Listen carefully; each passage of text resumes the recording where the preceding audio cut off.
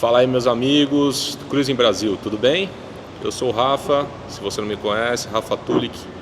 Ao meu lado, hoje eu tenho o grande prazer de estar aqui com Astrid Mateis e também do meu amigo Alvino Pereira Júnior, que está sempre aqui, do Gearhead Club, que é essa casa espetacular que nós temos uma parceria de gravar aqui dentro desse espaço incrível. E que, se você não conhece ainda, procure nas redes sociais. Aqui embaixo vai ter o link aí, o nomezinho certo para você procurar no Instagram, o perfil do Gearhead Club e também do Cruising Brasil. Se você não está inscrito, aproveita para se inscrever. Acompanha, porque a gente vai ter bastante assunto aqui sobre automobilismo, carro e tudo que é esse universo que a gente ama e que a gente gosta. Aproveita, se inscreve e começa a seguir a gente, Gearhead Club. E logo mais, acho que a Astrid Mateis também vai ter algumas novidades aí que a gente vai contar. Bom, eu conheci a Astrid pessoalmente há pouco tempo. Eu tive o privilégio aqui, junto a convite do meu amigo Alvino, de estar lá no Raceville, né? Que foi aquela inauguração da sala lá do Emerson Fittipaldi e tal, incrível, né? Uma oportunidade incrível, que eu agradeço sempre ao Alvino quando eu encontro com ele, porque realmente foi um momento muito especial para mim. E lá eu tive a chance de conhecer pessoalmente a Astrid. Eu bati o olho e falei, peraí, acho que é a Astrid Mateis. Aí eu fui lá bater um papo com ela, e a Astrid, eu conheci ela, eu acho que talvez a maioria das pessoas, né, não aqueles mais próximos, mas aqueles que não tiveram oportunidade de conviver com ela ali na época do automobilismo, através de um vídeo que a equipe Mateis, se eu não me engano, foi que a Mateis divulgou, né, e fez lá no evento do Circuito Imperial lá de Petrópolis, né?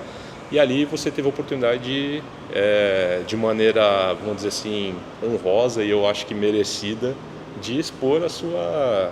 Exatamente. Um pouquinho ali, alguns pedaços do que foi a sua história. Né? Um compacto.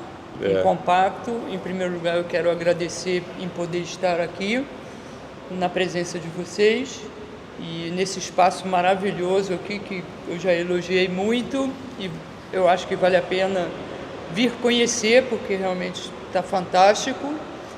E sim, eu conheci o Rafa lá no Raceville, e esse vídeo que foi proporcionado pela Mateis e pelo Circuito Imperial me colocou no mundo para eu contar a minha história, um pouquinho dela, porque a história é muito, muito grande, e eu acho que muita gente achou muito interessante, porque vem de uma época onde as mulheres não tinham participação na parte de automobilismo.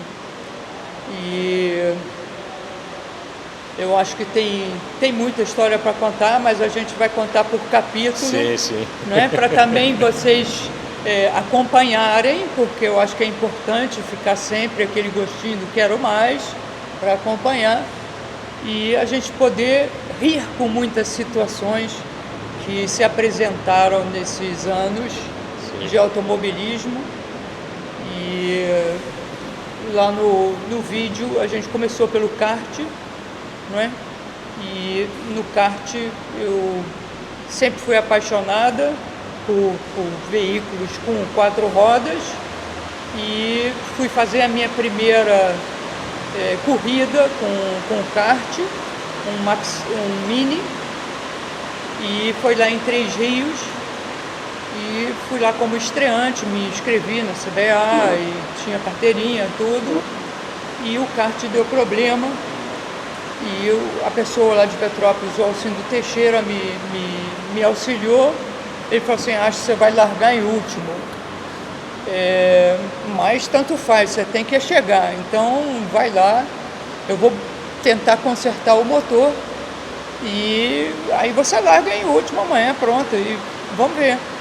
E assim foi, ele consertou, ele fez um milagre, consertou o motor, estava eu lá em último comendo a fumaça dos outros, e era um circuito de rua, com aqueles meio fio e tudo, que na época era o que tinha, então a gente tinha que se esforçar para não acabar no meio fio.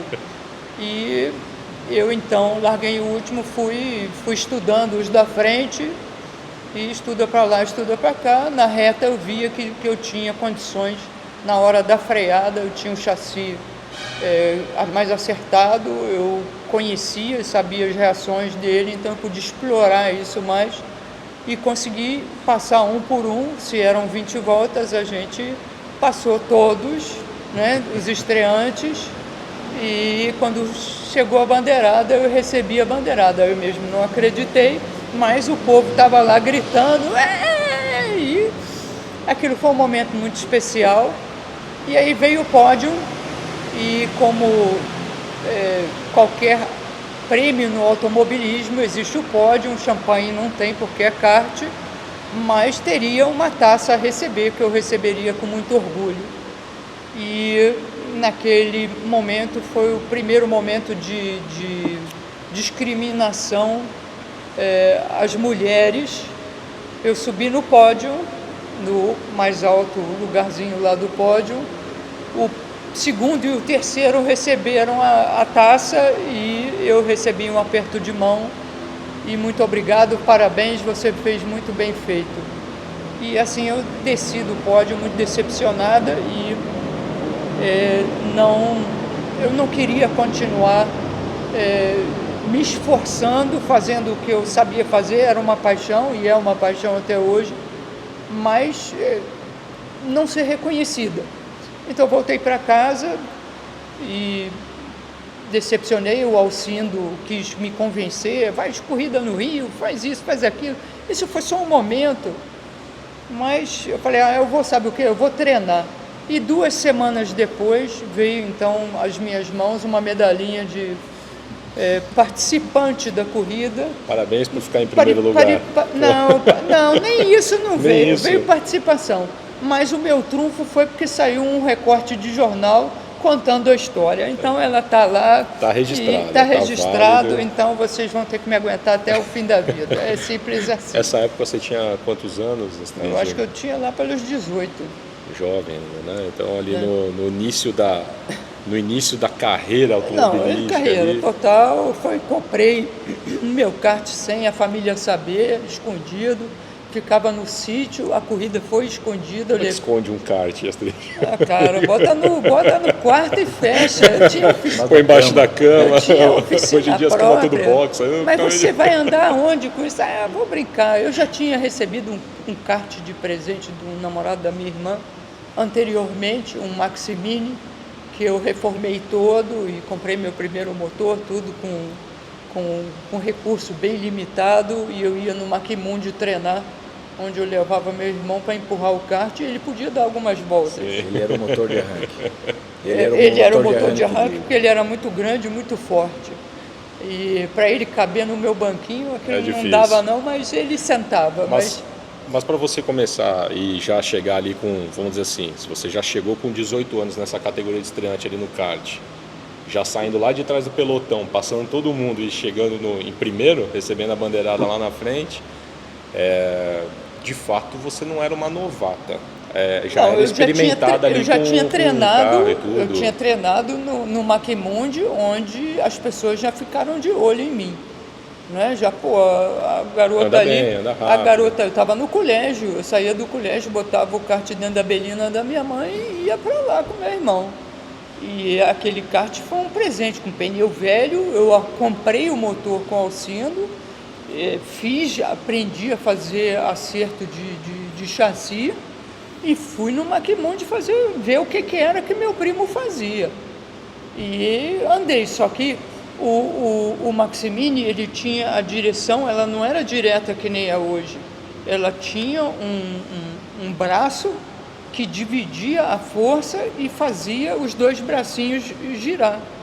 E num belo momento, como o kart era bem usado, no final da reta do Maquimundi, quebrou a direção, a roda abriu, né? Vai reto, né? A sensação foi reta e eu consegui fazer com o freio que ele virasse, ele virou de costas e eu varei a areia toda e bati no muro de traseira, que o eixo acabou, bati com a cabeça, o kart levantou, desceu, o Maquimundi parou para vir ver o que tinha acontecido, todo mundo correndo, não, tô bem. Porra, mas acabou minha brincadeira. Aí veio a primeira coisa do automobilismo. Você bateu? As pessoas que eu conhecia lá, ok, agora senta aí e acelera, porque esse momento tem que ser apagado. E você não, trauma, né? não pode ficar com esse trauma. Então pega meu kart e vai dar umas voltas, cara. E assim eu aprendi que isso funciona assim. Aí Legal. eu tomei o gostinho pelo kart novo, porque aquele kart, ele tinha direção assim, os outros eram assim. Então eu falei, pô, agora eu quero um kart já é outra desse. coisa. Aí eu consegui, com o Alcindo, comprar o chassi, não era o mais novo, mas eu consegui comprar um Mini, transferi o motor, que era um Riomar, para 2 tempos para lá, e aí eu fui para a corrida de 3 Rios. E aí eu já tinha, se você andou no Maquimundi, você já está escolado. Legal. E aí eu consegui fazer o que eu sabia. E do primo nunca te ajudou? Nunca te deu suporte? Nunca? Mais Jamais. idade e com experiência, né? Você nunca recebeu Ninguém, apoio dele? Ninguém. Eu sozinho. Caramba. Sozinha, oficina sozinha, eu sozinha, com pessoas que eu passei a conhecer, mas nessa parte não. Meu primo me ajudou em outro momento, que ali ele, no momento moto, onde eu consegui, por causa da história da minha irmã que começou a ter moto e o Andrés tinha moto, e eu achei aquilo bacana, então vamos experimentar motocicleta. E motocicleta foi uma coisa muito interessante, mas eu acho que o Andrés e eu, a gente tem um espírito competitivo muito gigante. Até nisso? Bom, a minha irmã saía, ela dizia assim, ó, vocês vão que se sobrar alguma coisa eu recolho. Porque a gente saía, graças a Deus, as estradas não tinham nada, estrada de terra, Sei. não tinha nada. Aí eu aprendi a andar naquela moto e falei, pô, isso é tudo que eu quero, cara. Não é kart, mas aqui tem o prazer da velocidade. Adrenalina pura, né? E moto de cross, por favor, não me venha com moto de rua. E assim eu fui, tem lá a minha história de como eu comprei moto, etc., mas isso são capítulos que a gente vai fazer, porque Sim. tem muita coisa interessante e vai rir um bocado. E acabei tendo moto igual a dele. Na época foi a XL 250, né, que a gente depenava tudo, tirava 13 quilos de elétrica. Tirar 13 quilos de uma moto. Caramba. 13 quilos de elétrica, ela ficava uma motocross. Mas o nosso negócio não era motocross, era andar rápido para frente e fazer curva rápido. Era performance. Então, farolzinho de milha para se tiver que voltar à noite. E fazer curva de moto na terra é uma técnica bem especial. Exatamente. E, na minha opinião, cara, meu primo era o melhor piloto do mundo. Né? O cara andava pra caramba, como é que eu ia acompanhar ele? Mas eu fui aprendendo.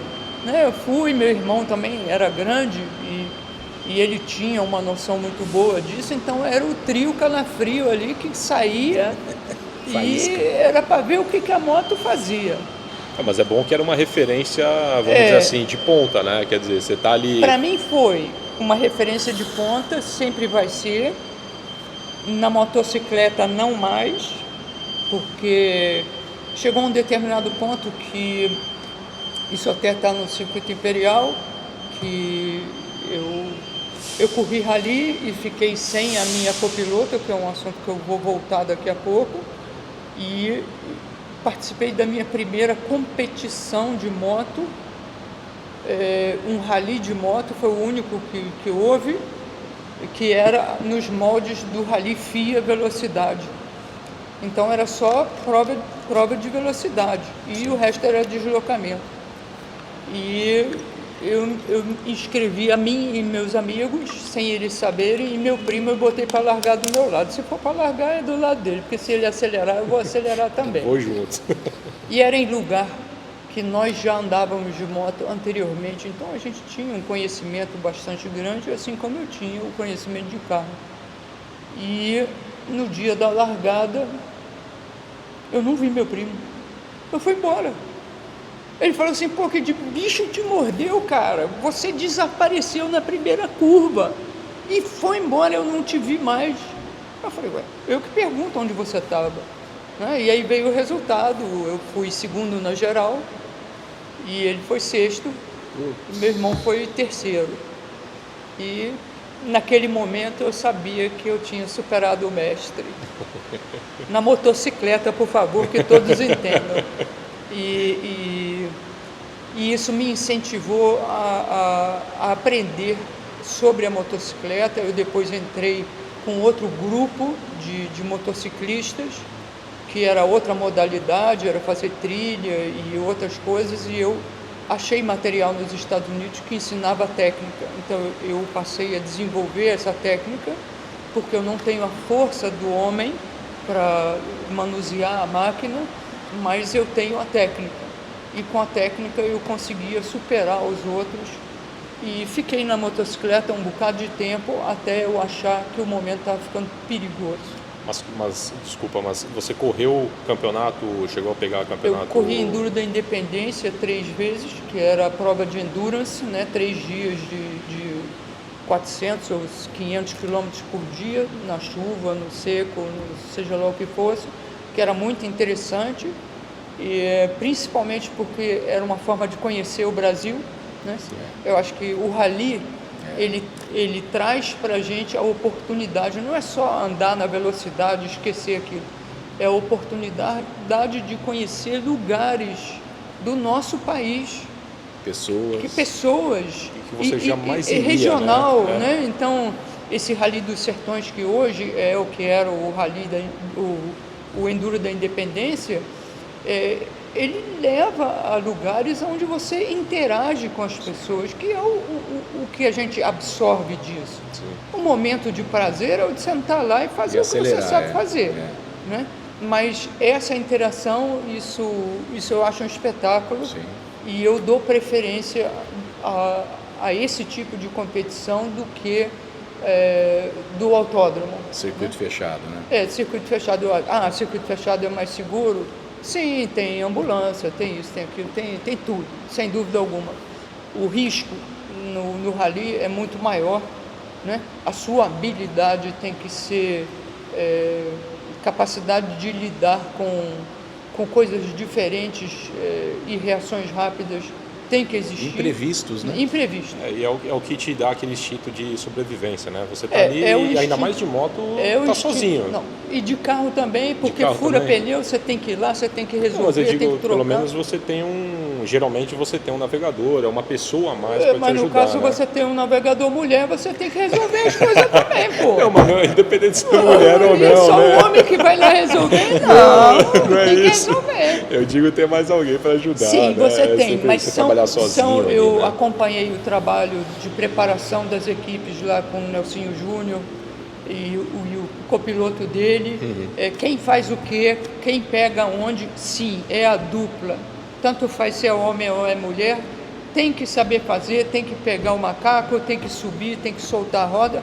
E como eu já aprendi nos ralis lá fora, o Colin McRae, na época, entortou, ele fez uma curva, pegou uma pedra e entortou a balança do carro dele. Não tinha quem ajudasse. Como é que esse carro vai sair dali? Ele, em contato rádio com os mecânicos, falou: você tem que desentortar a balança, você tem que desentortar. Mas com quê? Com quê? Não teve dúvida, desmontou o negócio, botou em cima de uma pedra, pegou uma outra pedra e bateu até desentortar. Montou. A pedra não era pequena. Sim. E assim improvisou uma solução ali. Improvisou a solução, montou tudo no lugar e correu o rally inteiro assim. Isso está no YouTube, gente.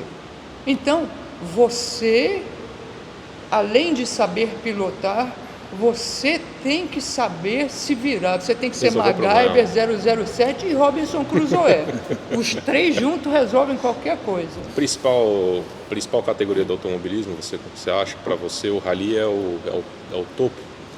Hoje em dia que eu tive acesso ao topo do rally, não é que ele é o topo, eu acho que cada um tem seus topos, né? Para mim, Le Mans protótipo é uma coisa fantástica, concordo. Entendeu? Sem dúvida. Isso é uma corrida que é o Rápido e Aquela durável. durabilidade ali o tempo E inteiro. o piloto tem que saber poupar e saber isso. fazer chegar. Exatamente. É isso. Tirar do equipamento máximo, O máximo. sem desgastar, com desgaste mínimo. Isso é uma arte. É uma arte, eu também acho. É uma Concordo. arte. Concordo. O rally me leva muito a essa arte. Porque Concordo. se você largar de sprint, pode ser que você não faça a primeira curva, entendeu? E se é uma corrida de 3 dias, 4 dias, né? Conheço pilotos que são muito rápidos, mas em cima de equipamento que não dura meia hora. Ele não isso. tem essa percepção do que é o equipamento, não conhece o funcionamento e ele não sabe fazer daquilo, extrair daquilo rapidez, velocidade e durabilidade. Eu trabalhei um tempo na produção da WEC, aqui, 3 anos, e era exatamente o meu argumento. Se pegar a velocidade média de um Fórmula 1 máxima, em Monza, faz em 1h20. A mesma média de velocidade eles fazem nas 24 horas de Le Mans, só que duram 24 horas. Então são muito rápidos e extremamente duráveis. Então é um laboratório para a indústria fantástico. Fantástico. Porque ali você tem a performance e tem a durabilidade, tem uma condição de uso. Eu acho que a indústria usa esses protótipos todos que estão ali, que estão ali para serem desenvolvidos, e depois tem os carros que não são protótipos, que são carros de rua, né? Que seja GT3 ou turismo, né? O de turismo, que tem que aguentar 24 horas. E muitas vezes não é com um piloto profissional, é com gentleman driver. Por favor, aí que o assunto... Que tem que durar, tem que aguentar. Astrid, você tinha mencionado também no papo que a gente teve aqui, para brifar aqui essa nossa conversa, dessas idas e vindas para dentro do automobilismo, né? Que foram esses momentos, e até é compreensível porque, de certa maneira, como aconteceu aqui nessa prova do kart, a falta do reconhecimento, às vezes a dificuldade de um patrocínio, de conseguir ali uma condição de levar um carro realmente para correr o campeonato, enfim, né? Uma corrida específica. Mas você tem essa veia competitiva, isso é nítido, e falando com ela a gente percebe para tudo, né? Então essa vontade de se vai focar fazer, e vai chegar. fazer bem feito. Igual eu estava falando com ela, não, eu tentei convencer a pessoa que não deu certo, ela falou, ainda, mas eu não vou desistir, não vou aceitar ou não. Então esse determinismo, né? Essa vontade realmente de realizar, e a vontade da velocidade. Você teve aí como é que foi essa sua junção junto a tudo isso de motorsport, rally, kart, moto e a vela, que é algo que entra aí completamente fora, né? A veia da vela, como é que vamos chegou dizer assim, dessa essa maneira? está ligada à minha família, meu pai e minha mãe sempre foram ligados ao mar e à natureza. E papai tinha barco, e num determinado ponto eles sempre tiveram contato com um tio que era da vela, e a tia do Andréas também. Naquela época se velejava, gente, isso era Baía de Guanabara, imagina, limpa, linda, maravilhosa. Vai fazer o quê? Tem que aproveitar. Tem que ir, não tem como. Então, sempre tiveram, eu acho que minha família sempre teve um espírito aventureiro, né?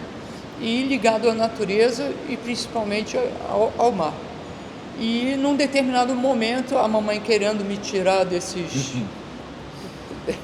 coisas terríveis de roda e motor e tudo. A conexão com a natureza, né? Vamos levar. Ela falou, eu vou comprar um barca-vela, na época foi um Snipe, lá no Yacht Clube do Rio de Janeiro. Ela encontrou o barco, não sei, enfim... Ela só disse, olha, eu comprei um barco, seu pai e eu vamos velejar no barco. O papai ainda estava ligado nos motores, mas ela queria barca-vela. Daí saíram algumas vezes, eu assisti aquilo, eu falei, então vamos experimentar. E o namorado da minha irmã, ele sabia velejar.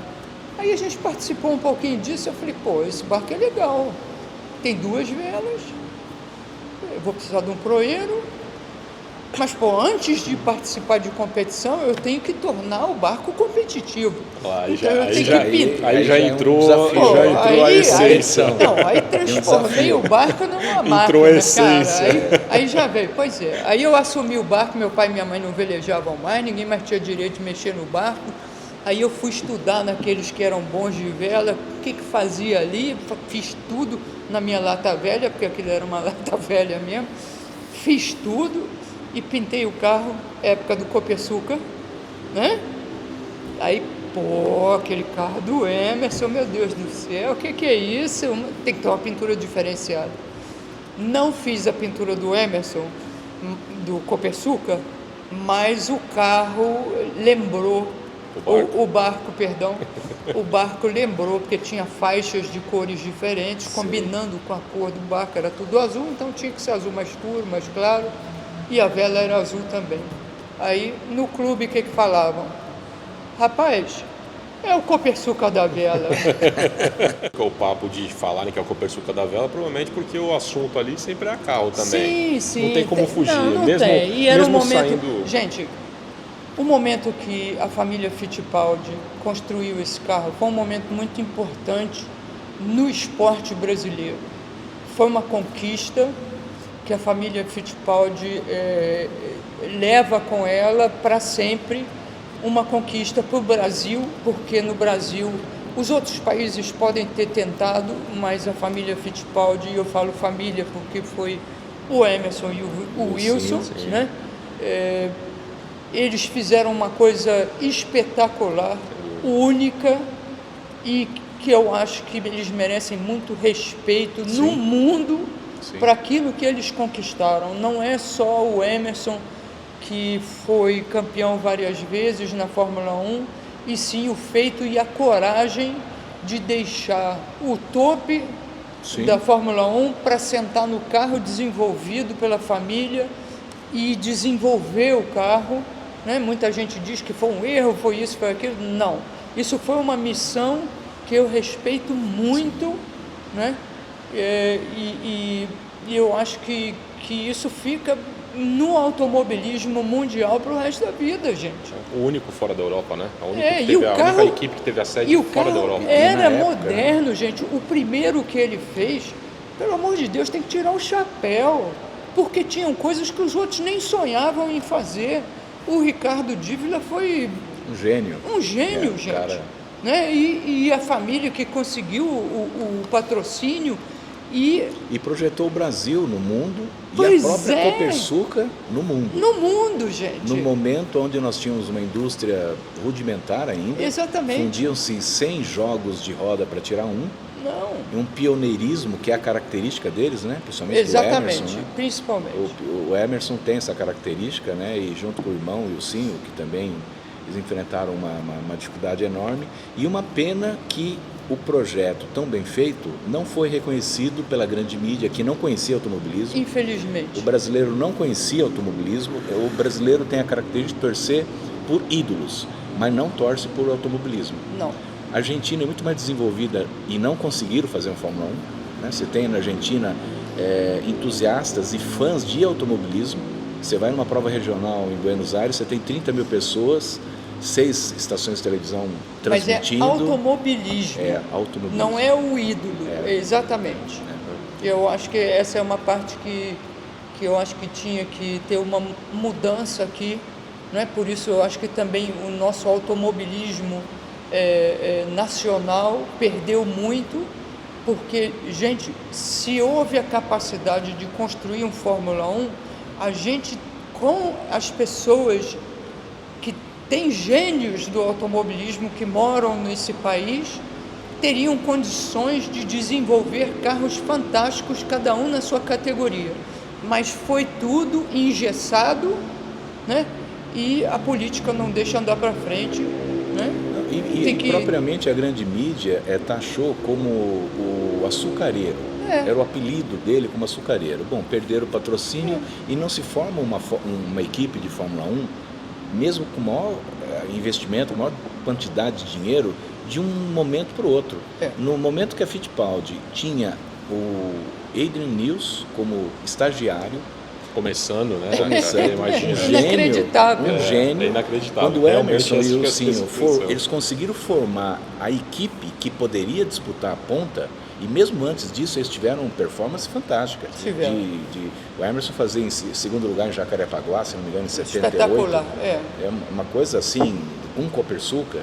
Então, quando eles conseguiram ter a equipe que poderia despontar e poderia ganhar campeonatos, eles perderam o patrocínio por exigência e pressão popular. Né? A Copersucar já tinha saído, a escola entrou, rescindiram o contrato, mas é assim, uma história triste de um pioneirismo, de um trabalho hercúleo que fizeram.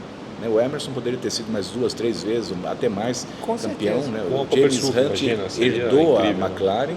Né?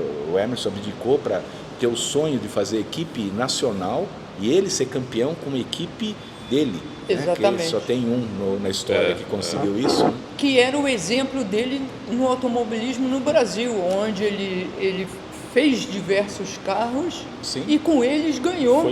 Exato. Né? Então, Carros esse vitoriosos, exemplo... né? Sempre foi bem sucedido. Sempre foi bem sucedido. Esse exemplo de fabricar máquinas diferentes com as quais eles conseguiam ganhar corridas. O nome... No Brasil, esses feitos... Tem que ser reconhecido, né? Pela família, pelo Fittipaldi. E a história, se não for contada, ela é esquecida, porque a juventude... Eu vou falar uma coisa aqui que me chocou. Né? Foi feita uma enquete, mostraram um capacete e perguntaram assim, de quem é esse capacete? O capacete era do Emerson. Vieram respostas que eu falei assim, pelo amor de Deus, o que é isso? Não existe história nesse automobilismo? É o cara que começou tudo, gente. Sim. Esse cara tem que estar no alto do pódio ali, Pioneiro. tem que ter uma estátua dele, tem que... Pioneiro. Né? Abriu, Pioneiro. Lembram do Ayrton Senna? Daqui a pouco também não vão lembrar, porque se o Ayrton Senna não tivesse um instituto que está fazendo... Perpetuando, Perpetuando a história dele, ele também já estaria... quem é? E agora hoje não tem nada, até vai ter o Bortoleto. Você conhece o Bortoleto? Quem?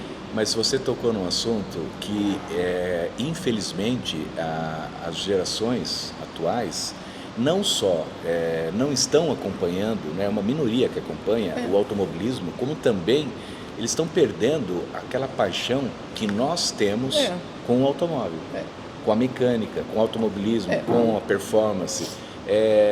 Existe uma pesquisa da GM, eu não sei se é atualizada ou não, mas eu tomei conhecimento disso.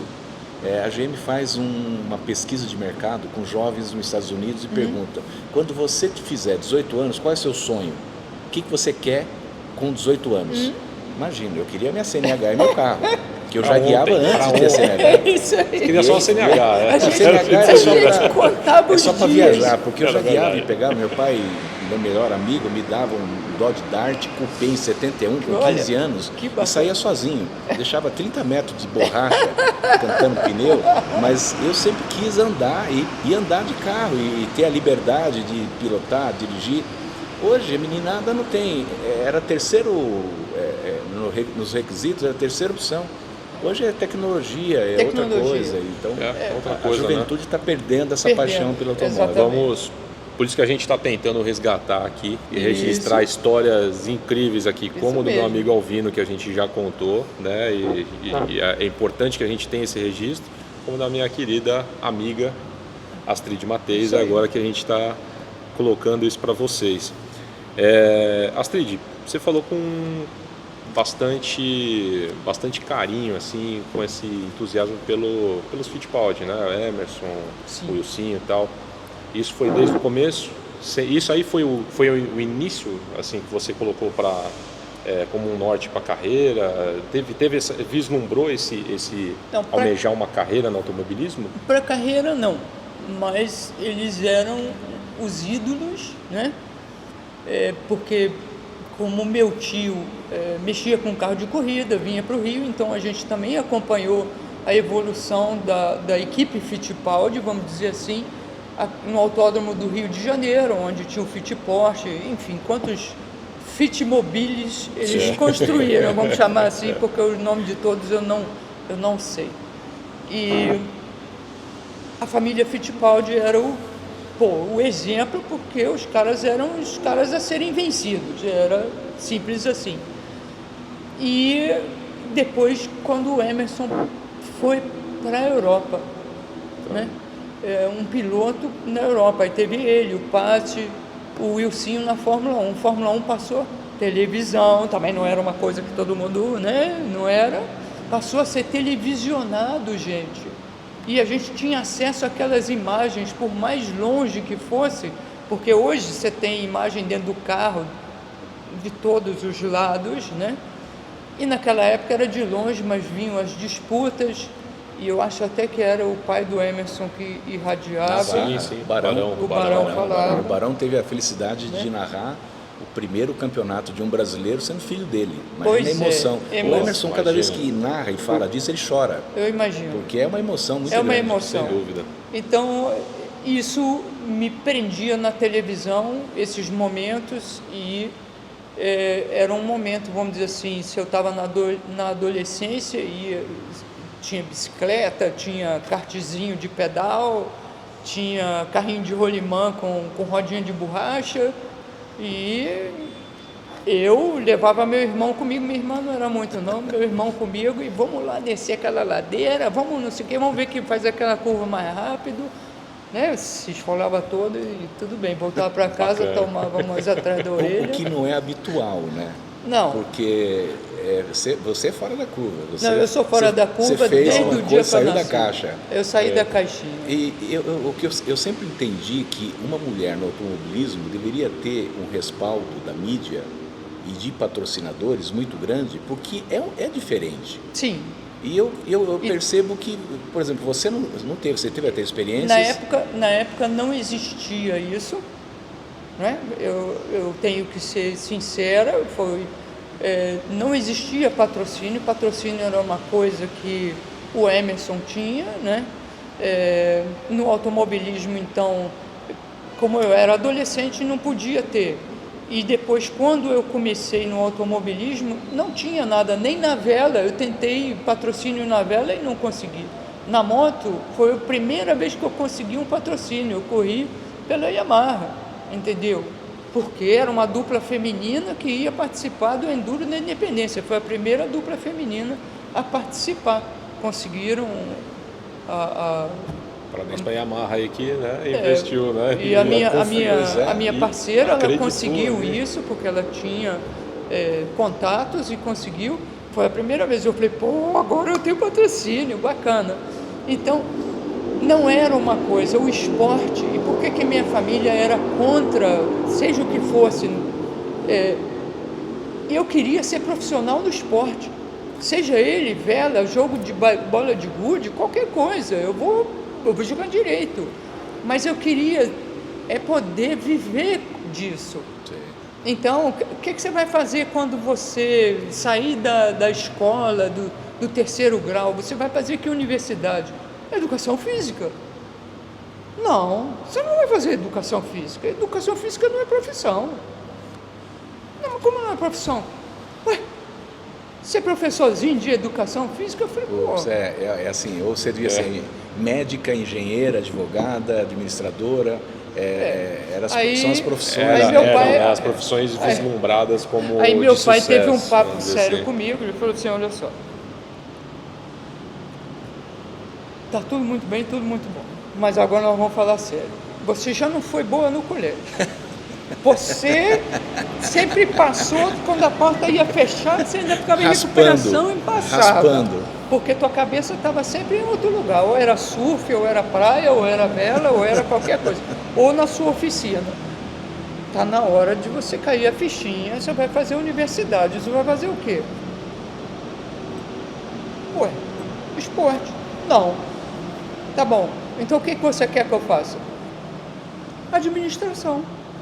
Eu sou proprietário de uma empresa, nada mais justo do que você vai herdar sucessão, isso. Né? Você vai herdar isso, você tem que se preparar para a vida. Então você vai fazer administração. Eu falei, eu não sei nem o que é isso, mas tudo bem. Você quer que faça administração? Então eu vou me inscrever para administração. Aí fiz o vestibular, mas antes de fazer o vestibular eu fiz uma aposta com ele. Eu falei, olha só, pai, tudo bem. você não acredita que eu vou passar, porque eu sei que isso já está estampado aqui, porque a chance é mínima. Então vamos fazer uma aposta?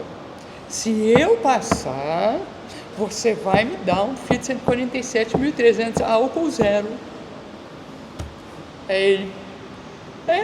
É isso? Não, e justo, né? Porque se você passa e vai fazer faculdade, você precisa de um carro para ir e voltar, para se Esse deslocar, para sair do carro da mamãe. E conseguiu a né? motivação Porque eu estava que no carro da precisava mamãe. para ter o seu carro. E no carro da mamãe eu também não era assim, eu era o terror dos Ela carros. tinha uma Belina, né? Você falou, Ela né? tinha uma Belina, teve um Chevette e eu mudava tudo. Era volante pequeno, roda. Pra que roda?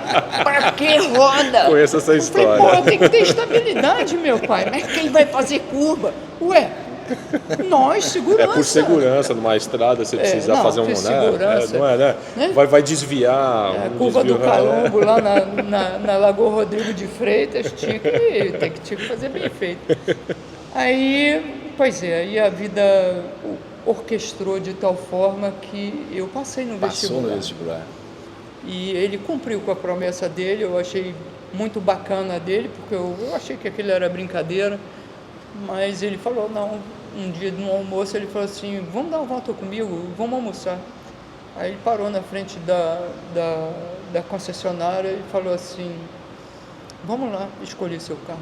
Olha, Putz, que bacana. alegria. Né? Isso em que época? Quando? Isso Que foi ano? 1980. 80. Não, o 147 já estava embaladão. E né, já era cara? com a frente nova, não era a o quadradinho, frentinha, já era o... Espaço, sim. Europa, esse, que é aquela frente meio cortadinha ao contrário. É que o Andrés tinha o quadradinho, e o Andrés, como ele corria de Fiat, o dele já tinha volante assim, né? Já era tudo diferente. Eu só... E quando chegou o meu, eu falei, meu laboratório. E dali eu utilizava para ir trabalhar, porque ele falou assim, você vai entrar na universidade, você passou para o curso noturno. De dia, Vai trabalhar comigo de você dia. vai trabalhar de dia. Você trabalha, sai do trabalho, vai para a universidade, depois você vai para casa. É assim que vai funcionar. Tudo bem. Aconteceu, né? Então Legal. o carro era meu meio de transporte e enquanto eu ia para o trabalho, eu usava ele de divertia. laboratório, né? Quanto tempo o trabalho se divertia, né? Não, Ia eu pra tinha faculdade, se que, pô, divertia. era entrada de ar que padrão, tinha que é o padrão. melhorar e, pô, tem que rebaixar e tem que mexer no não sei o quê. Eu fui estudando tudo isso. Legal. E fui fazendo e transformei o meu carro num carro de corrida de rua, simples, era isso, me dava prazer e... Escapamento aberto. Não, essa parte não, porque eu não podia agredir meus pais. Ah, teu pai... Minha mãe usava o carro para fazer Ah. compras. Meu pai era um homem Não, mas não muito tinha nenhum grande cadrão? para caber dentro do Fiat, com um volantinho. Ele falou, tá de sacanagem que eu vou andar nisso, né? Mas não tinha um Cadron, um Grand Prix, um escapamento com Não, abafador? eu deixei mesmo assim. Original. Eu deixei original, Original. mas o carro, ele era muito bom. Ele realmente era muito bom. Eu ia até botar o escapamento do Rally, né, que tinha o Fiat que é Rally. original, tinha o Fiat Verdade. Rally. É. Mas eu não cheguei a fazer isso. Então, com esse Fiat 147, eu ingressei na minha primeira prova de rally. Que é aquela história que você... a famosa que você contou. A história que está Que contada lá viralizou, no... que é maravilhosa. Que é maravilhosa e as lembranças são excelentes. E o Fiat realmente foi um carro espetacular, porque ele aguentava muito desaforo, né?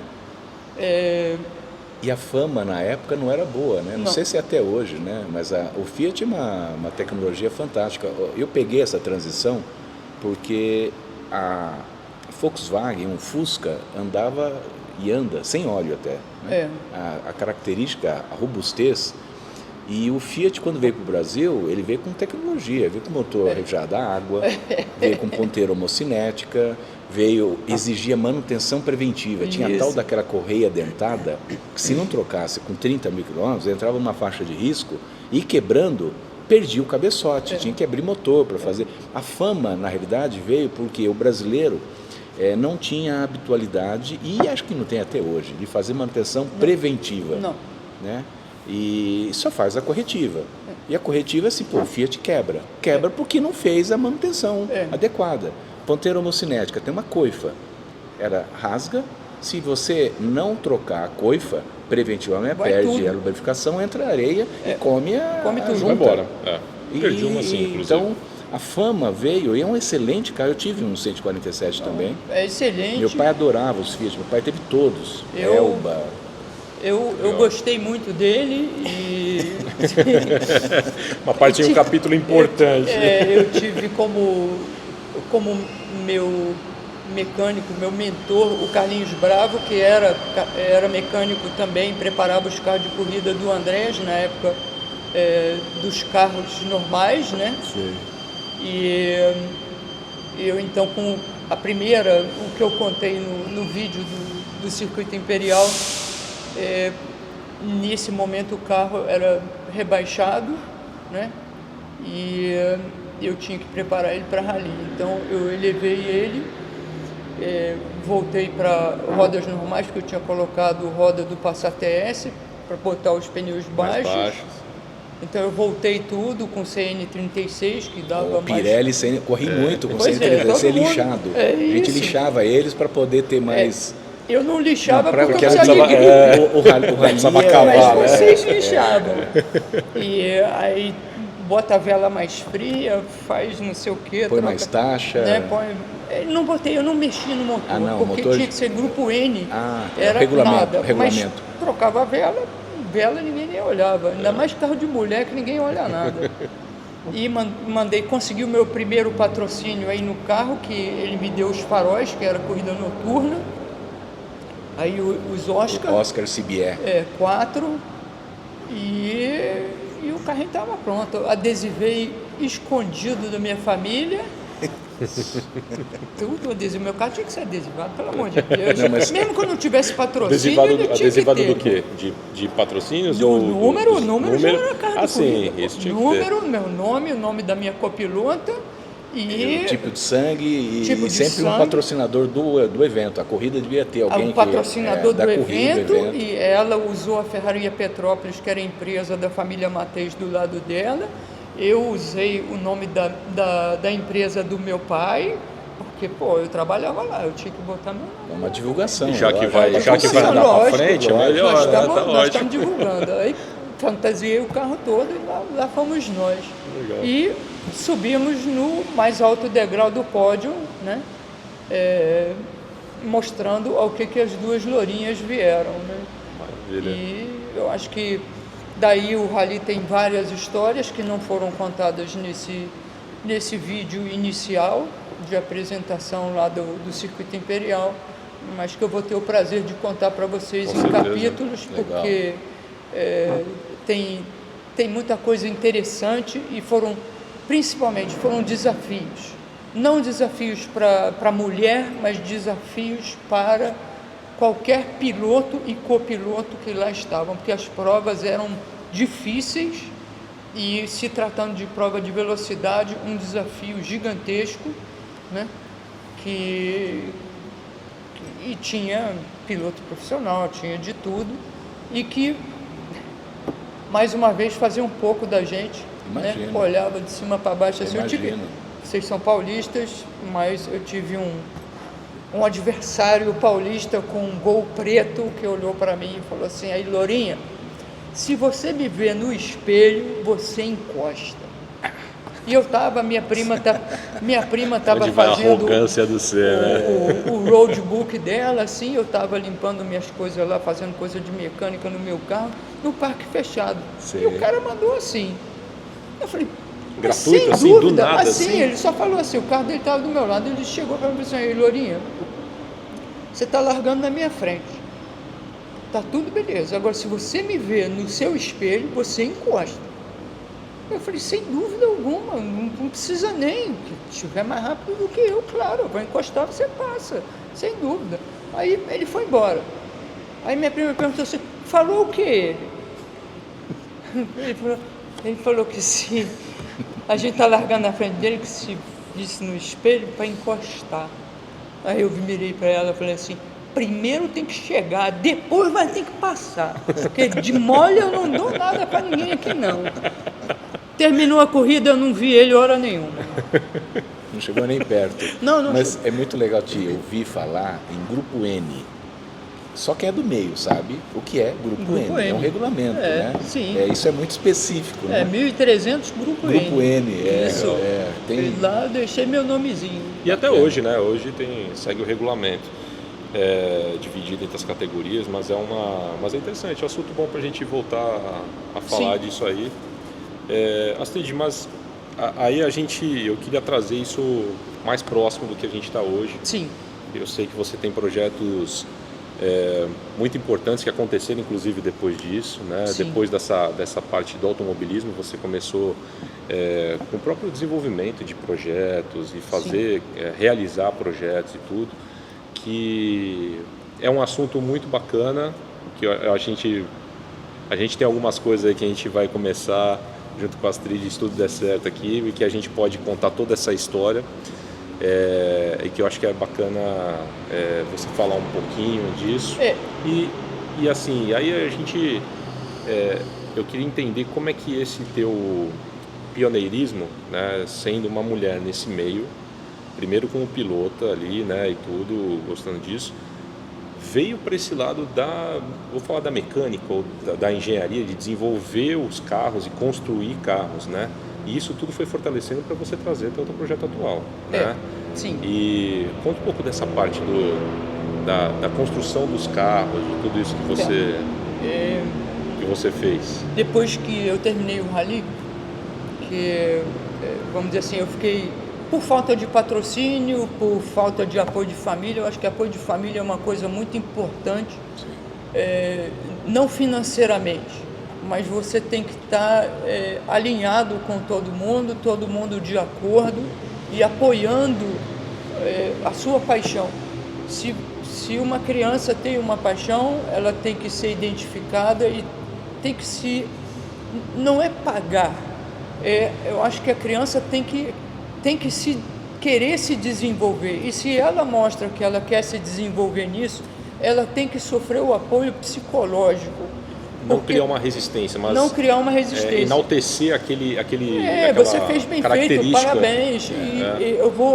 Eu estou falando isso agora, eu vou voltar nesse assunto várias vezes, porque eu acho que é importante, né? Sem dúvida. Porque eu passei por momentos muito difíceis, mas como eu tinha certeza do que eu queria, e eu sei disso, eu sou uma pessoa que sempre lutei. Eu acho que eu aprendi isso com esporte de bola, com esporte de time, com esporte, que você tem que saber o que você quer para você fazer o esporte bem feito, seja ele qual for. Eu acho que na vida tudo é assim. Então, independente do que falam, se você tem certeza que é aquilo que você quer fazer, você tem que tentar. Então, o meu assunto da mecânica começou, é uma história engraçada, curta e engraçada, que meu primo foi para a Europa a trabalho, levou a BMW dele, e ele tinha aquele kart de 1800 e Deus me livre lá, que era o kartzinho dele. E como eu sou muito mais nova do que ele, eu só falava nisso. Eu devia ser a pessoa mais chata do mundo nesse sentido. Persistente. Ficava que nem mosca de abelha em cima, mosca de padaria em cima de todo mundo para saber como é que era aquilo. Ele me deu de presente o kart dele e funcionava. A minha família tinha um sítio em Petrópolis, onde eu moro hoje. Era grande. Eu vou andar de kart agora. Bom, eu fui o terror da minha família, porque o kart era com um motor de cortador de grama, a descarga era um funil, apenas com uma tela para não entrar areia, e vocês fazem ideia do que o barulho que fazia aquilo. E a lourinha aqui andava para lá e para cá, para lá e para cá, para lá. Não podia, mas era fazer a curva e voltava, e passava onde? Na passagem principal da casa, que era um túnel. Então, nossa, mesmo barulho. Cara, a minha avó ficou maluca. Bom, eu fiz isso algumas vezes, e um belo dia eu fui lá e tentei ligar meu kart não ligava mais. Mais tarde eu fiquei sabendo que sabotaram o kart. Então o kart não funcionava mais. Porque agora eu tenho que aprender mecânica. Tem que arrumar. eu tenho que arrumar Foi isso. a necessidade Porque eu pedi, de fazer meu o pai, kart. pô, pai, vamos mandar. Aí isso aí não tem jeito. Aí isso aí não tem jeito. Bom, todo mundo desconversava e meu kartzinho ali, e eu não podia andar. Então eu desmontei o motor, pedi ferramenta emprestada, desmontei o motor, levei para o Rio de Janeiro, onde ele tinha a oficina dele lá, dentro da garagem de casa, e comecei a desmontar as peças. Então eu tinha que gravar como é que desmonta para montar. Depois aprendi o que é platinado, né? E fui, platinado tem lugar certo para dar centelha, ponto e tudo, mesmo que fosse um motor 2 tempos. E nessa altura quebrou o puxador, quebrou o puxador, então ele vai ligar de outro jeito. Aí, bom, tinha embreagem, tinha tudo, eu aprendi tudo. E depois, em contato com o kart, com rally, com moto, sempre em contato com a mão de obra, onde eu aprendi que a mão de obra no automobilismo é uma das partes mais importantes e, infelizmente, é pouco valorizada. As pessoas que querem trabalhar no automobilismo ralam muito para poder chegar numa equipe boa, né? E eu acho que todo piloto, e isso eu vi no Ayrton Senna, todo piloto tem que valorizar ao máximo aqueles que mexem no carro dele, porque quando ele senta lá, e eu falo isso na posição de piloto, quando você senta, tanto faz se é no carro ou na moto, você vai dar o máximo de si, né? Você vai acelerar aquilo sem pensar nos parafusos. No carro são muitos, na moto são menos, mas se soltar o parafusinho, quem vai bater no muro ou quem vai se ralar é você. Então eu sempre escolhi muito bem quem fosse mexer nos meus carros para ter certeza do que eu iria fazer, teria o mínimo de segurança possível, e eu dava muito valor a esses magos que lidam com as ferramentas de uma forma fantástica, né? E não só magos nas ferramentas. O Mauro Vogel, que para mim é um expoente, né? Eu ouvi, porque eu tenho amigos que trabalhavam para ele, e meu primo que tinha os carros preparados por ele, meu outro primo Wolf, que formou o piloto Hélio Cycle, que hoje é chefe de equipe também na Stock Car. Então isso tudo eu acompanhei muito de perto, e eu fui e sou amiga de vários deles. E depois desse vídeo aí, que foi o Circuito Imperial, eles entenderam um pouquinho do que eu fazia dentro das oficinas, porque eu estava sempre... é a prima do Andrés, é a prima do Andrés, é a prima do Andrés, mas a prima do Andrés passou a ter uma história. E hoje em dia me olham de outra forma, me respeitam também de outra forma, que foi uma coisa que eu achei muito bacana, dessa oportunidade de ter a minha história contada, né? Porque só sabia da minha história quem participou da minha história, quem foi meu concorrente ou quem preparou alguma coisa para mim. Então a história estava sumindo e de repente ela acendeu. Então eu dou o maior valor para essas pessoas. Eu tive oportunidades de construir carros. Eu acho que eu aprendi sobre construção de carro montando os Tamiya e o Revel, que eu acho que todo mundo conhece, os modelos, né? em escala aí, para quem é mais jovem aqui, né? Na Tamiya eu montei os Fórmula 1 que me importavam, que era a McLaren, que era a Fórmula 1, e aquilo vinha tudo com pecinha, e cada pecinha tinha um nome, né? Então eu aprendi em inglês primeiro, depois fui aprender em português, e isso me trouxe uma bagagem enorme, né? Hoje eu não trabalho mais com carro, porque eu tenho o meu corpinho pediu arrego, né, que eu acho que tem um limite, e eu usei ferramentas por tempo demais, principalmente com as mãos, fazendo força demais. Então eu hoje viso poder pilotar, né? Eu conheço, sei acertar, sei tudo, identifico qualquer barulhinho no carro, eu tenho essa capacidade, percepção, né? essa Sensibilidade, percepção, mas mexer eu diminuí ao máximo para poupar minhas mãos. Para poder preservar a sua capacidade O que eu de gosto de estar fazer, pilotando, que né? é De pilotar, estar com porque é o carro. onde eu tenho prazer hoje, né? Perfeito, perfeito.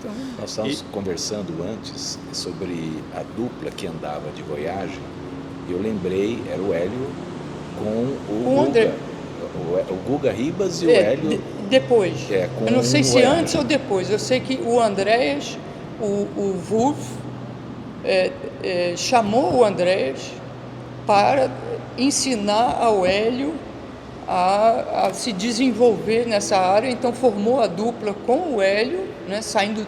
Primeiro foi no kart, aí do kart passou para marcas e foram uma dupla muito bem sucedida, né? E depois o André seguiu o caminho dele e o Hélio foi até para o exterior, né? Correr de Fórmula e tudo, e foi para o exterior. E hoje eles estão debaixo do mesmo teto, a família toda lá. Quando eu passo lá é muito engraçado, né? Eu falei, tantos anos e está todo mundo aqui.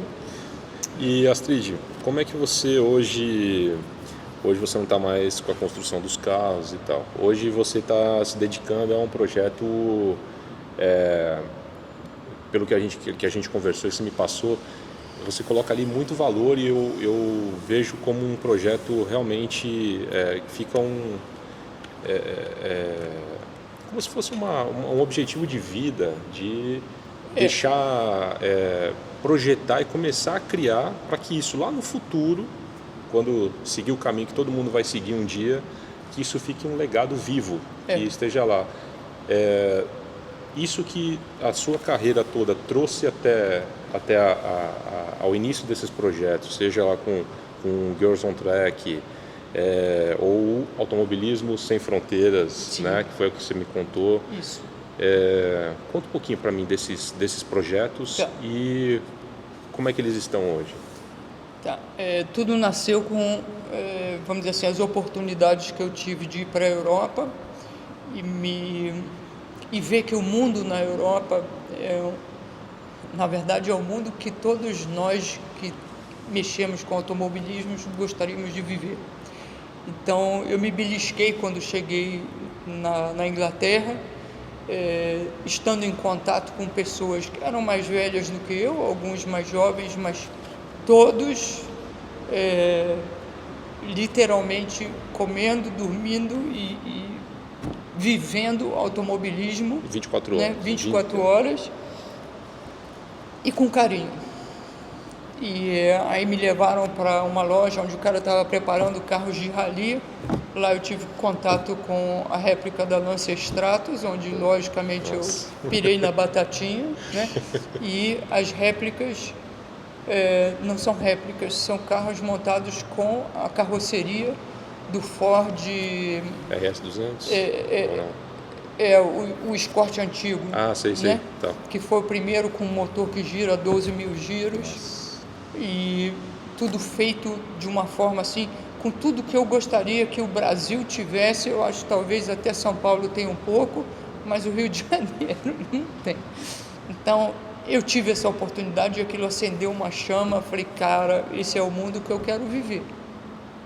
Isso eu sei e pronto. Aí veio a segunda oportunidade, vai para a Europa para resgatar o Aston Martin.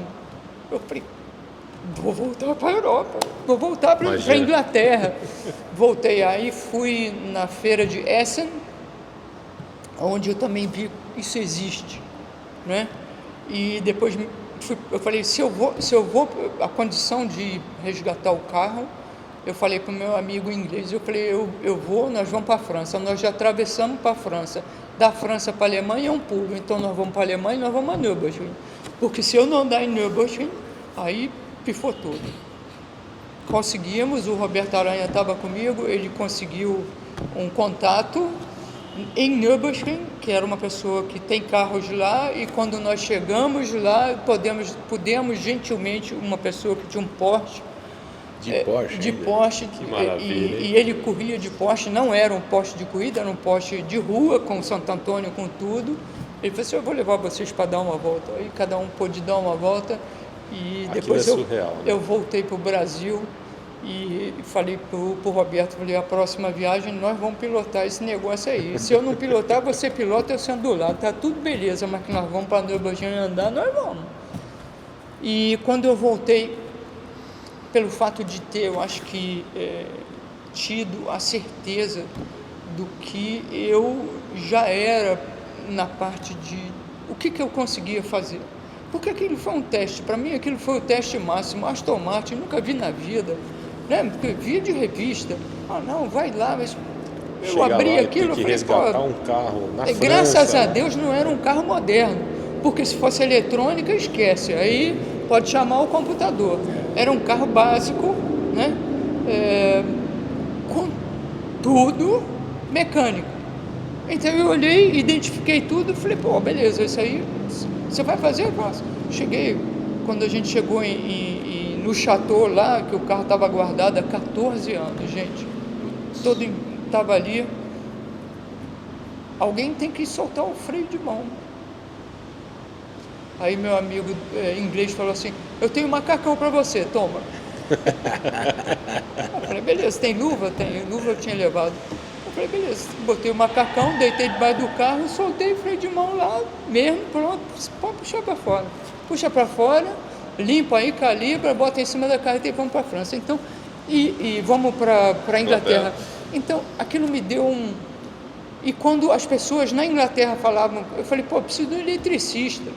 Eu não quero botar a mão na elétrica, porque eu tinha trocado bomba, a bomba estava... a bomba de gasolina, mas tinha alarme, tinha não sei o que, aquilo não era a minha praia, mas ninguém quis mexer. Eu falei, beleza, tá bom, ninguém quer mexer, então vou eu. Vou lá, faço bypass, faço isso, faço aquilo, fiz funcionar, liga aí, brum, brum, pronto, funcionou. Eu falei, então, eu não estou tão fora do... né? Eu posso estar fora da curva para a mulher, mas fora da curva no mundo do automóvel eu não estou.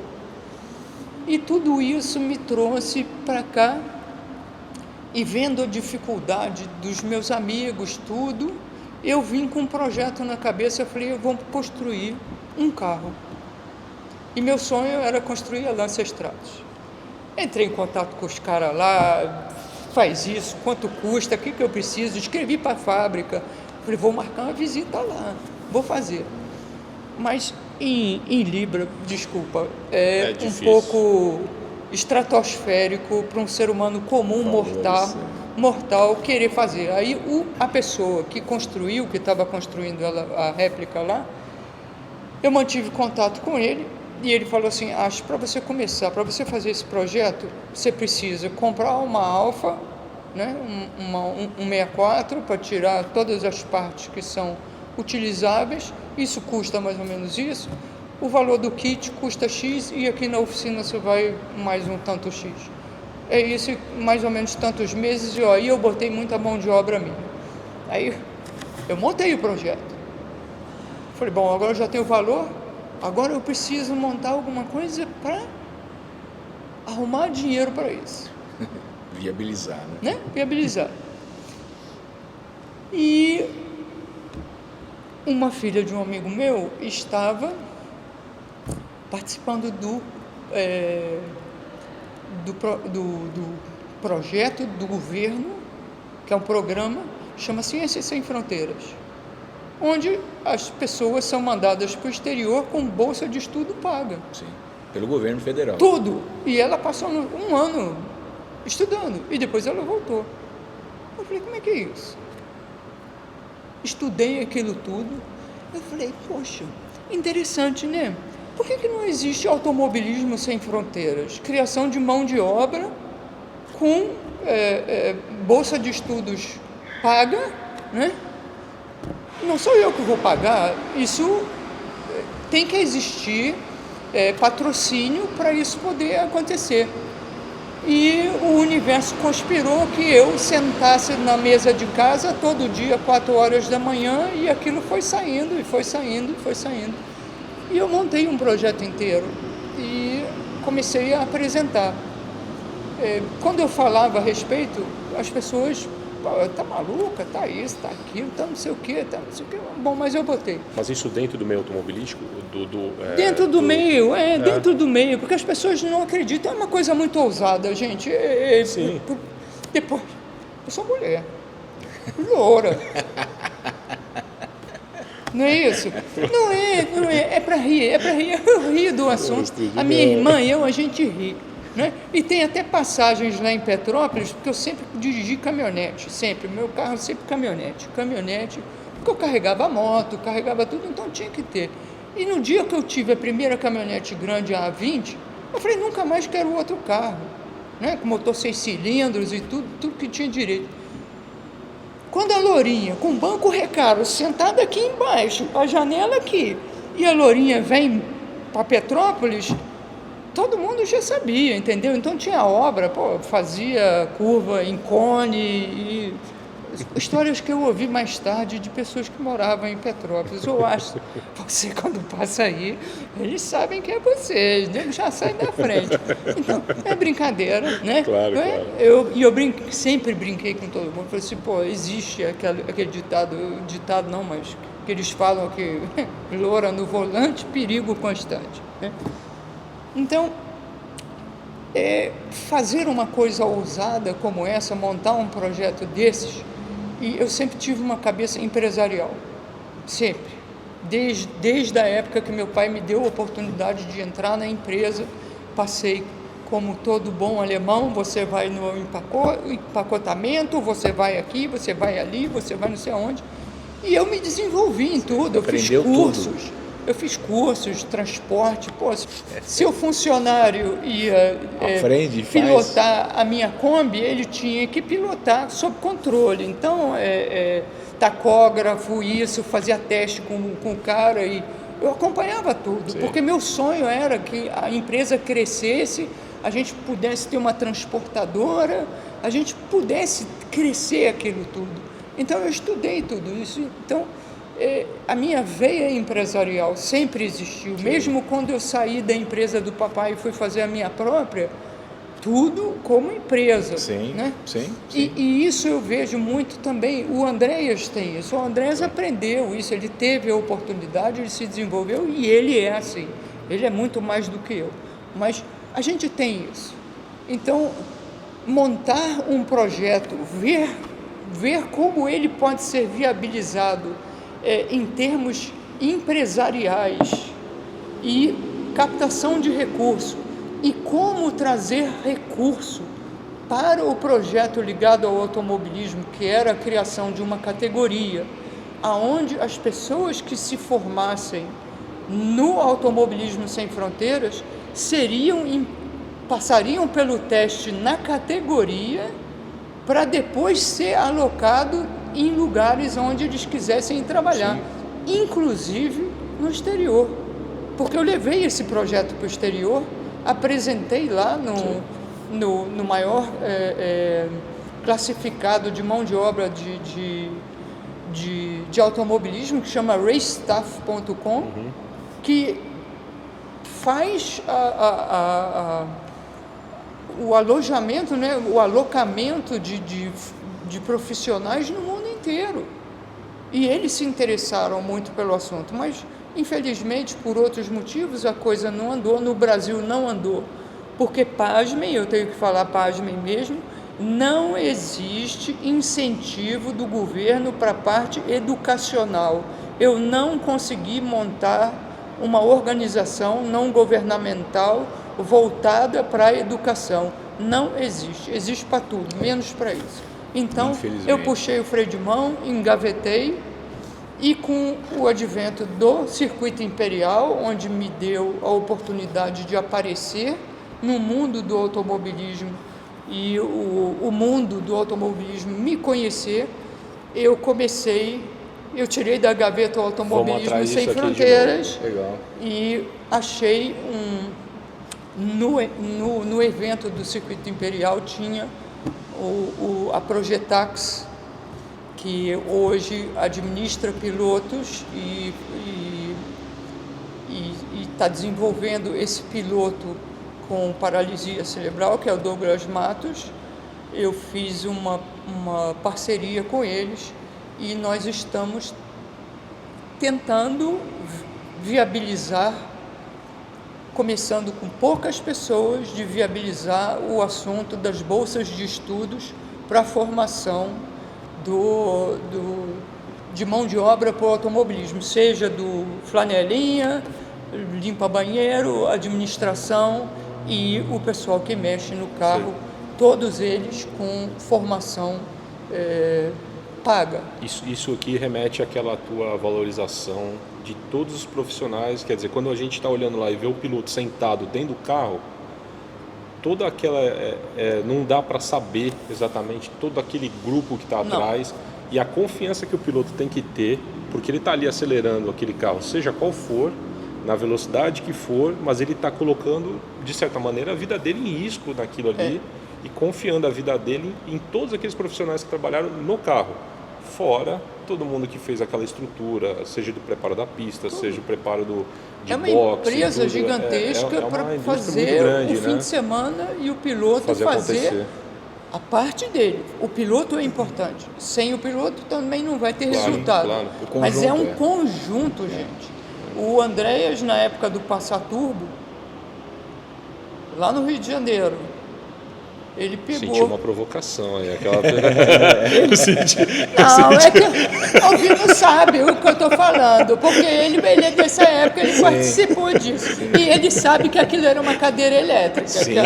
Essa é a primeira coisa. Aquilo era uma cadeira elétrica. Claro. Tem uma referência, o Ingo Hoffmann, quando ele fez a primeira volta em Interlagos dentro de um Passat Turbo, ele fez a volta, entrou no box e ele ficou um bom tempo parado, olhando para o volante e olhando para o horizonte e reparametrizando tudo. E o Ingo Hoffmann, piloto, exatamente.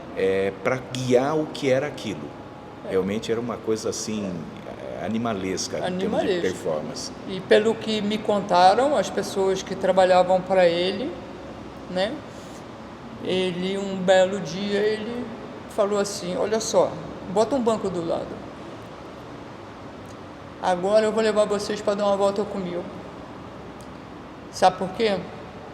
Porque eu quero que vocês saibam o que é que eu estou vivendo dentro desse carro para ele virar o que ele está virando, e vocês saberem a responsabilidade que vocês têm sobre a minha pessoa. Aí, beleza, senta aí. Eu sei de gente que pediu para sair, entendeu? Então, eu acho que a gente não precisa chegar a esse ponto, né? Porque eu acho que nem todo mundo é feito para viver essas emoções, que são emoções bem intensas, né? Onde o piloto, eu acho que tem uma calma e ele vive esse momento com calma, né? É um caos controlado, sim, né? Mas que as pessoas nem sempre têm a capacidade de digerir isso. Então, acho que a gente tem que respeitar, né? Porque para mim perguntavam assim, quando você bota a gente dentro do carro? Eu falei, gente, todo mundo espera que eu saia que nem uma perua doida, né?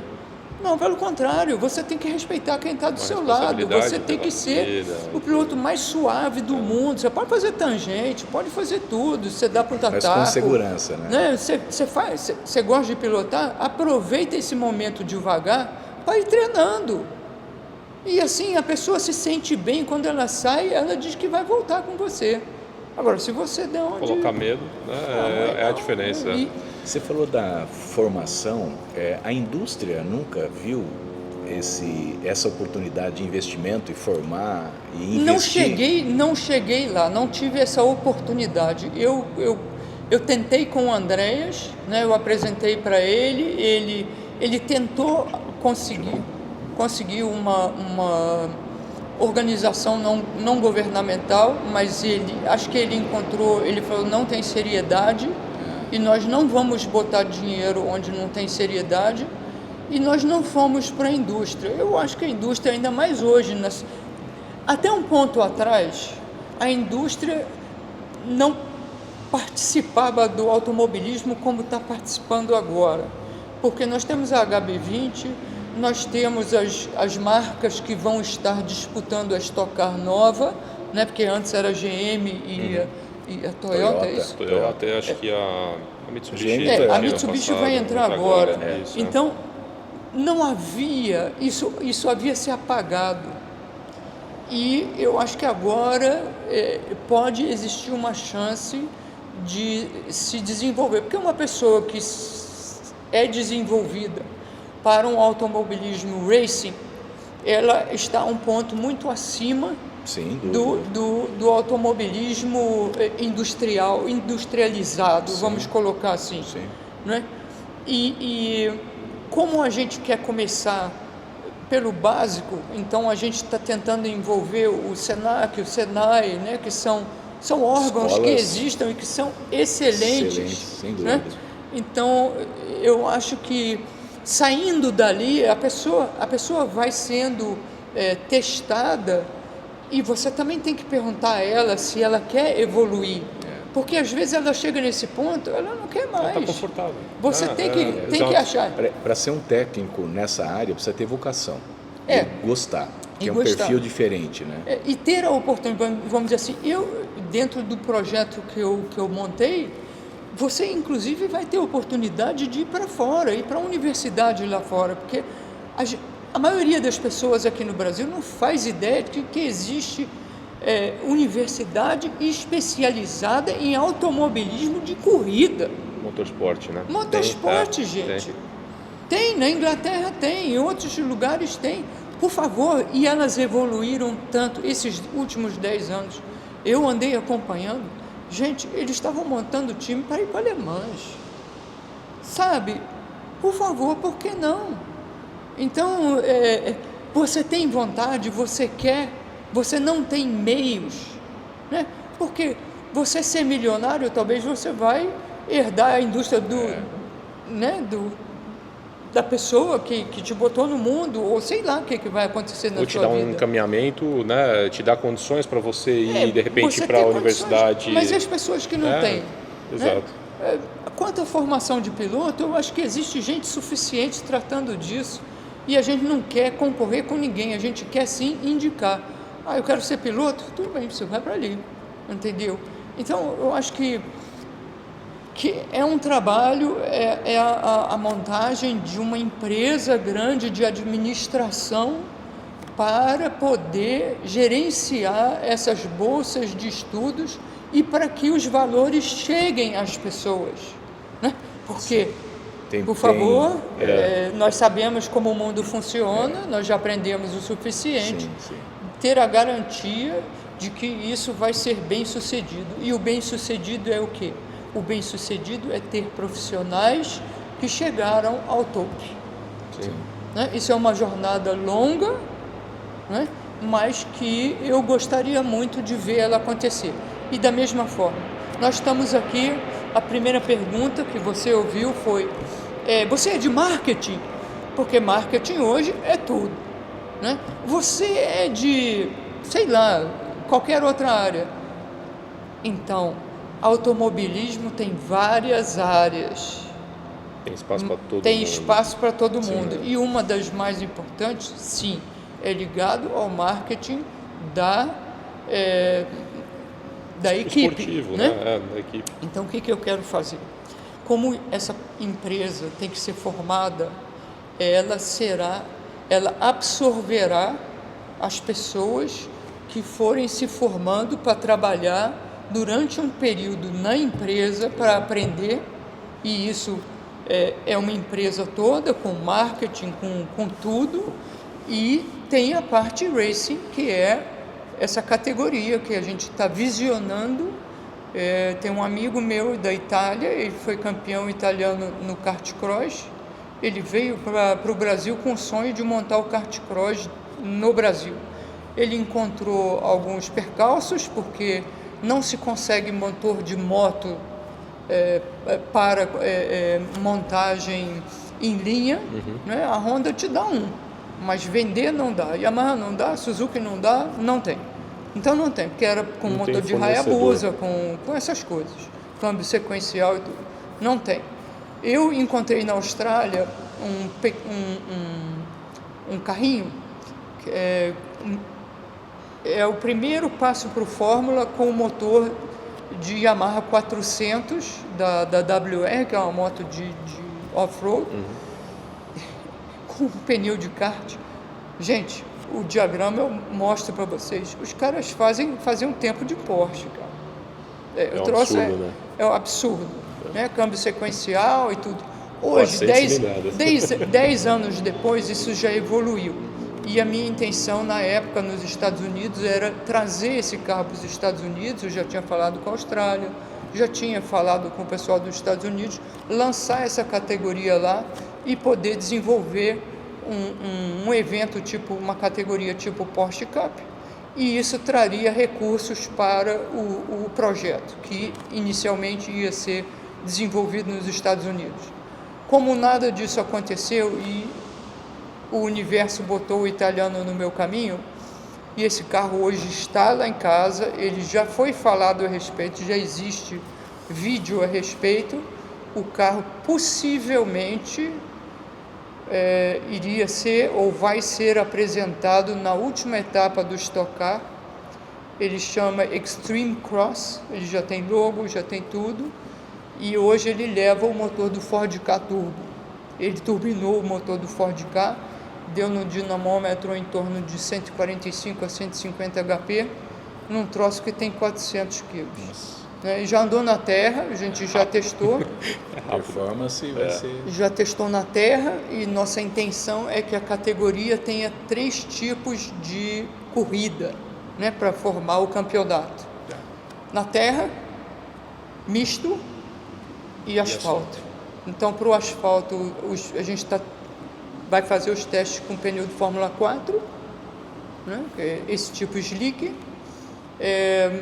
O misto é um pneu mais alto, mas que aceita as duas condições, e o extremo, que é o off-road mesmo, que a gente conseguiu uns pneus da Genius, e esse lá já foi aprovado, porque a gente já testou na pista de off-road de Três Rios, que a R-Mateis usava para testar os carros de rally. Pô, que incrível, Astrid. E é um projeto que vem, então...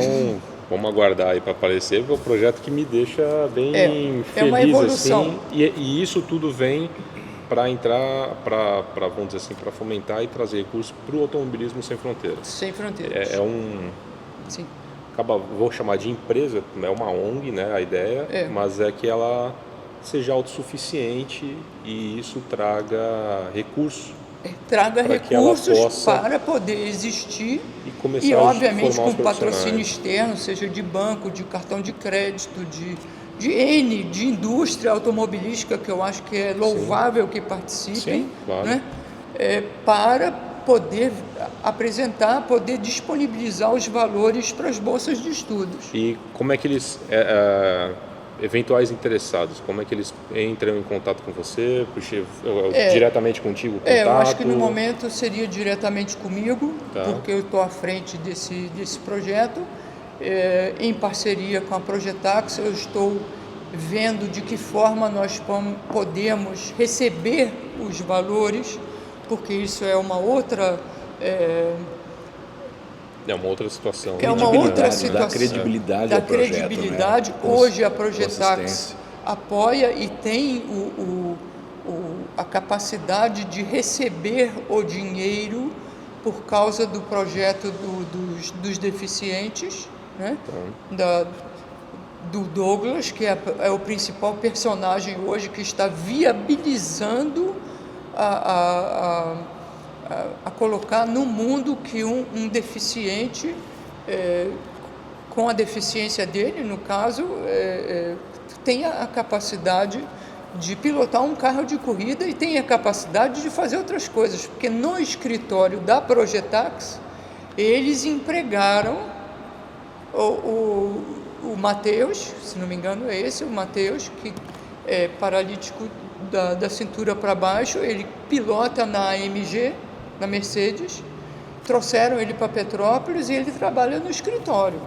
E assim a gente está querendo fazer com a montagem da empresa. Vamos dizer assim, o ideal é isso. Porque muita gente com seja com deficiência ou com não possibilidade de viagem, né, porque o automobilismo também é bastante para lá e para cá, então que elas tenham a possibilidade de participar do automobilismo de dentro desse escritório, desse projeto, e se desenvolver. Eu acho que tem muita gente inteligente, Sim, capacitada sim, e cada vez mais sim. eu vejo isso, né, porque cada vez mais a gente está tendo contato com diversas pessoas, sejam com deficiência ou não, mas que estão, por favor, eu quero fazer parte. Excelente. Eu acho que isso é uma semente que eu plantei, não vou dizer que eu reguei porque faltou a água. Mas está em vias de... Mas ela tá indo. sobreviveu até agora. Tá carregando e agora, balde. E agora nós vamos botar gasolina nela. Astrid, nosso tempo aqui a gente tenta limitar. Sim. Teremos outras oportunidades que, né, a gente Com conversou. Achei, eu só posso te agradecer assim, imensamente do teu tempo e a oportunidade que você deu a mim, ouvindo aqui, da gente te receber nesse espaço aqui do Gearhead Club.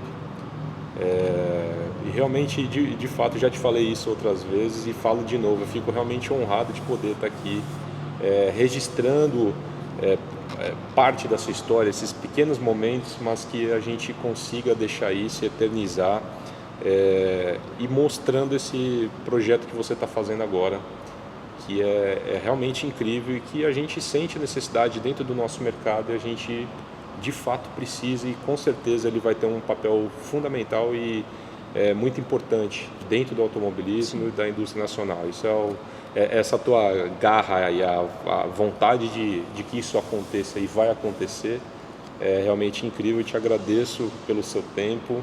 Muito Obrigado por confiar e vir aqui conhecer a gente no Gearhead Club. E eu só posso agradecer por estar aqui, conhecer vocês, conhecer esse espaço maravilhoso do Gearhead e poder externar um pouco da minha história e do projeto que eu estou abraçando, né? E contar com a participação de vocês. Com certeza. Né? Não se inscreveu ainda, inscreve aqui embaixo, tá? Deixa aí seu like, curte, compartilha isso aqui para uma galera que esse assunto é muito legal, você sabe disso, ajuda a gente. E aqui a gente vai ter bastante papo com a Astrid, tem coisa nova vindo aí, a gente vai registrar tudo isso. Eu vou voltar e, por favor, realmente divulguem o máximo possível, porque é assim que vocês vão poder auxiliar o automobilismo a evoluir. É só isso. Pela evolução do automobilismo. Muito obrigado. Alvino, obrigado mais uma vez pela sua participação. Imagina. Aqui junto. Eu que agradeço. E siga a gente. Até a próxima. Valeu!